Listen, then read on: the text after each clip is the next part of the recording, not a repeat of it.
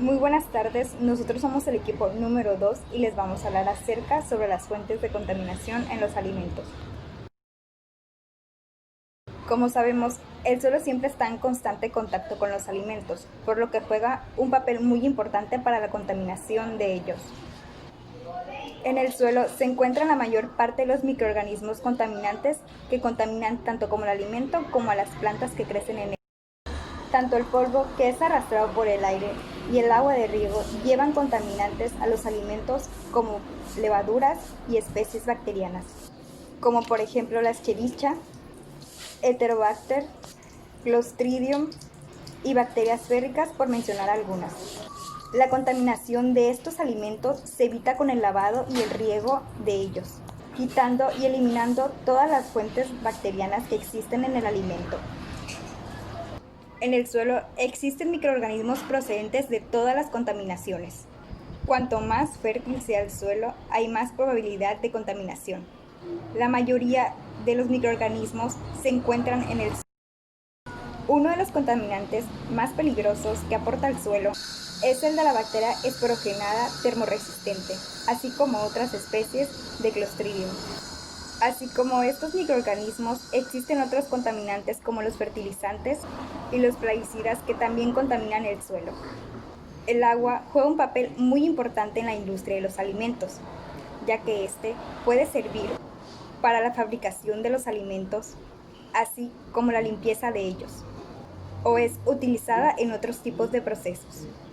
Si el agua que se está utilizando es contaminada, puede traer grandes riesgos a la salud.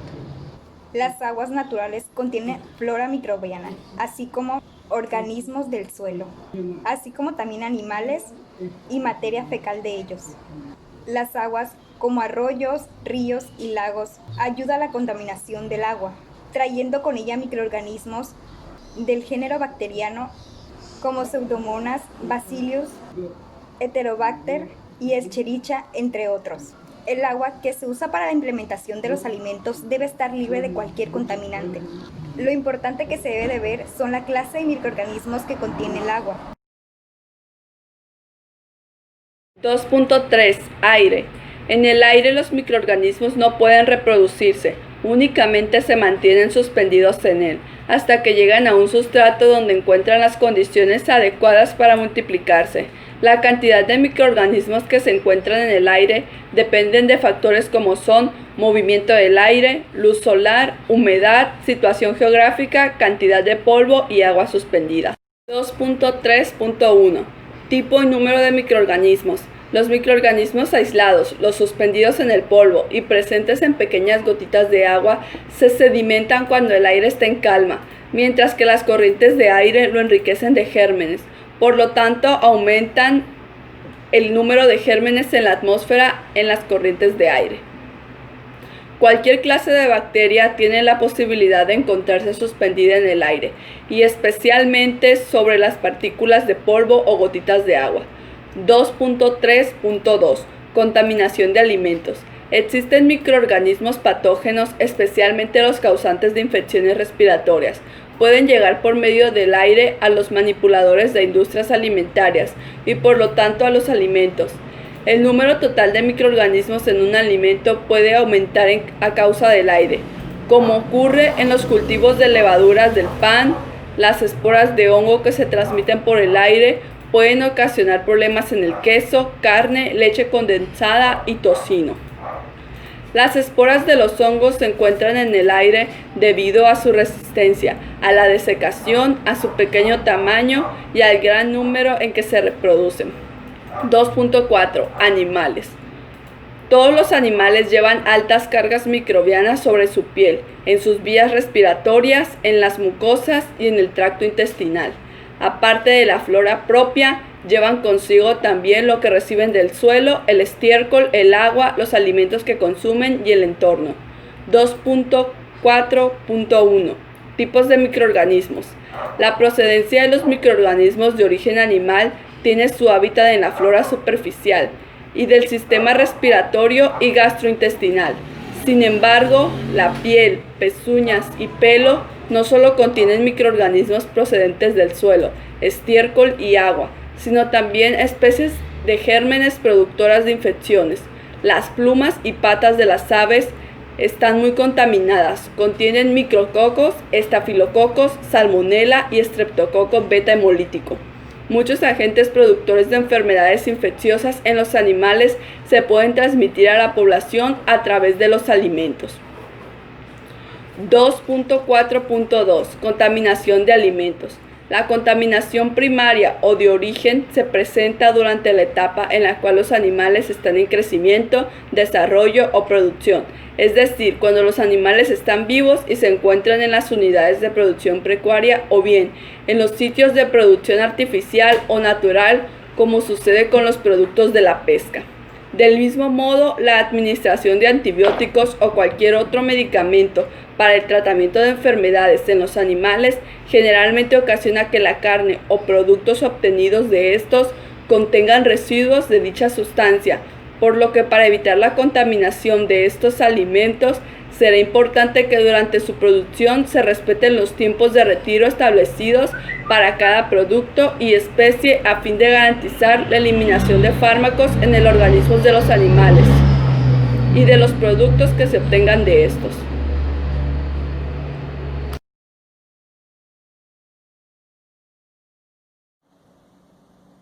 El ser humano es uno de los principales causantes de la contaminación de los alimentos que generalmente se da durante su manipulación.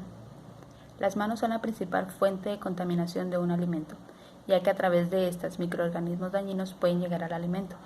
Es por eso que es importante tener conciencia del riesgo que implica la manipulación antihigiénica de los alimentos para la salud del consumidor. Los seres humanos liberan de 1000 a 10.000 microorganismos viables por minuto, y la clase y la cantidad de estos microorganismos depende del entorno donde se encuentren. Algunas personas son portadoras de microorganismos como Staphylococcus aureus o Salmonella. Es por eso que la contaminación de origen animal puede tener lugar antes de que el alimento sea procesado. El papel de los manipuladores en la presentación de las enfermedades transmitidas por alimentos es de gran importancia, ya que la falta de higiene de las personas que rodean al alimento hacen que éste se contamine. Un saneamiento ambiental deficiente en el entorno de producción hace que aumente el riesgo de incidentes de deterioro microbiano del producto. El monitoreo ambiental se usa como actividad de verificación de los sistemas de saneamiento, ayudada a detectar y controlar la presencia de microorganismos en los alimentos. El principal enemigo de la conservación de los alimentos es el oxígeno. Las atmósferas protectoras son técnicas de conservación en las que se sustituye el aire atmosférico del interior del envase con una mezcla de gases, las cuales prolongan la vida comercial de los productos. Esta es una técnica utilizada con el objetivo de conservar la calidad higiénica, características físicas y prolongación de la vida de anaquel del producto. Es usado generalmente en aquellos productos que están listos para regenerar y servir, es decir, verduras, frutas, pescados, mariscos, etc. Un conservador químico es un aditivo en el que su objetivo es inhibir el crecimiento y actividad de microorganismos para evitar el deterioro o descomposición de alimentos. Un aditivo alimentario es una sustancia o mezcla de sustancias que se agrega intencionalmente a los alimentos y bebidas en cantidades mínimas con el objetivo de modificar características organolépticas y o mejorar su proceso de elaboración y conservación. Las condiciones que debe tener un conservador químico es tener amplio espectro de actividad antimicrobiana, ser económico, no ser tóxico para el hombre, no afectar el sabor y aroma del producto y ser capaz de destruir y o inhibir a los microorganismos. Yo les voy a hablar sobre el tratamiento con gas. El óxido de etileno y el óxido de propileno sirven para esterilizar. El óxido de etileno destruye todo tipo de microorganismos, mientras el óxido de propileno solo alguno de ellos y no es tan eficaz.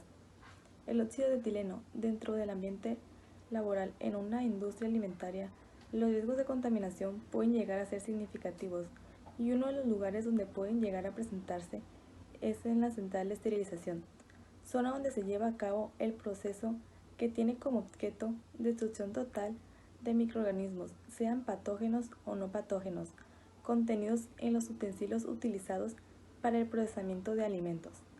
Uno de los métodos más utilizados en la central de esterilización para llevar a cabo este proceso es el óxido de etileno, empleado para esterilizar material termosensible, siendo este muy efectivo, ya que al ser el óxido de etileno una molécula pequeña y muy activa por su tamaño, tiene una alta capacidad de penetración y permite eliminar microorganismos en lugares de difícil acceso.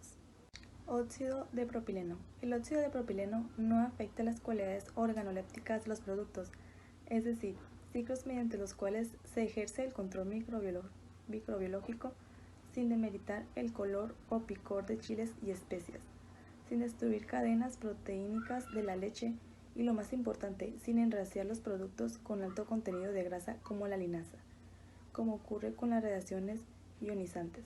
El óxido de propileno se permite también para fumigar envases de ciruela pasas, también se utiliza para cacao en polvo, gomas, etc. Benzoatos. Se han utilizado mucho como agentes antimicrobianos en alimentos.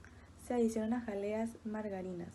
Es relativamente ineficaz al pH próximos a la neutralidad, aumentando su actividad al elevarse la acidez. El pH al que el benzoato de sodio es más eficaz es de 2.5 a 4, por sí mismo suficiente para inhibir la proliferación de la mayoría de las bacterias. Formaldehído. Es muy efectivo frente a las bacterias y virus. Es útil en paredes, suelo, etc. para eliminar microorganismos. 2.8. Tratamiento de calor o tratamiento térmico. Bien, ¿a qué se le conoce como tratamiento de calor? Se le conoce así a un método cuyo objetivo es la reducción o eliminación total de los microorganismos en alimentos.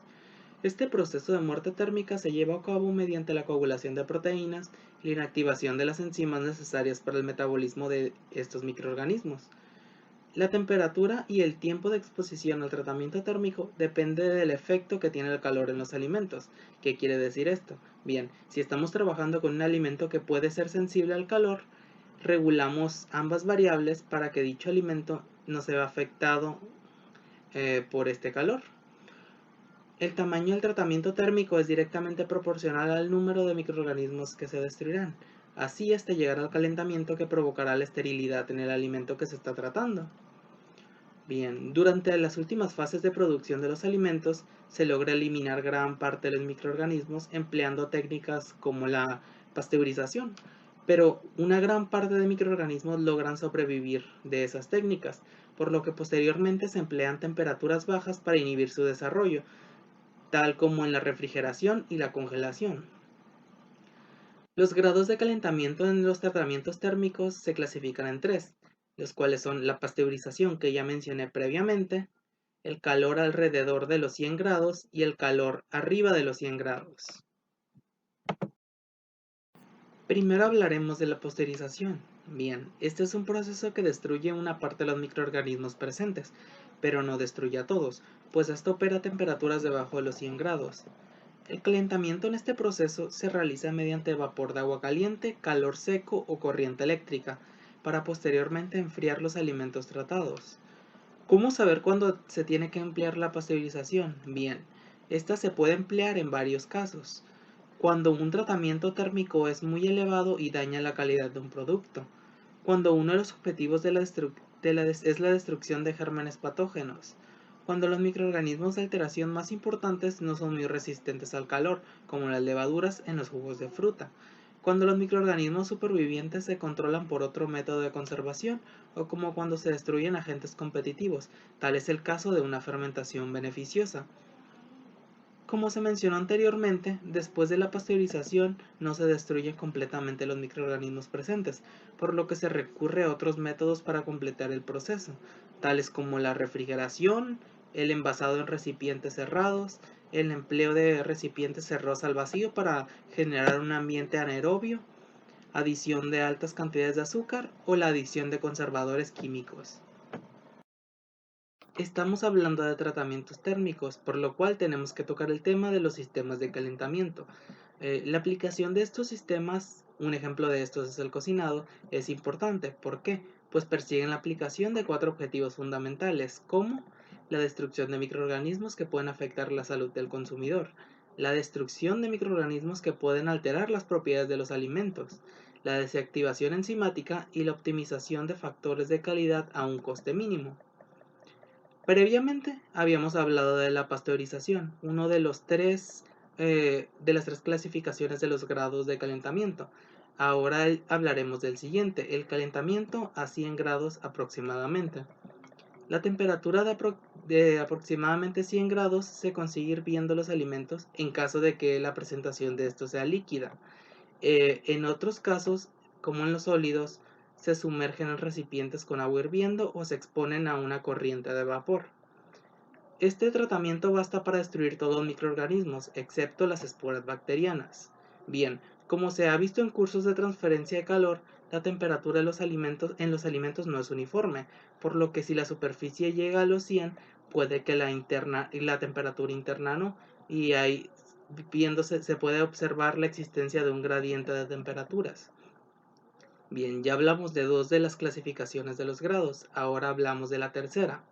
El calentamiento por encima de los 100 grados. Estas temperaturas normalmente son alcanzadas en autoclaves con vapor a presión para lograr una esterilización. En los esterilizadores la temperatura aumenta al elevarse la presión de vapor dentro del contenedor o esterilizador. Enlatado y escaldado. Estos son procesos de resguardo de alimentos en recipientes cerrados, los cuales llevan un tratamiento térmico como factor principal en la prevención de alteraciones. La mayoría de los enlatados se realizan en latas de hojalatas de acero, cubiertas con estaño en recipientes de vidrio.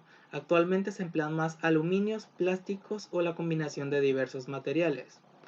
Los recipientes más modernos están hechos de lámina de acero, cubiertas con estaño, y se emplea un esmalte para prevenir la corrosión o el cambio de color en las latas.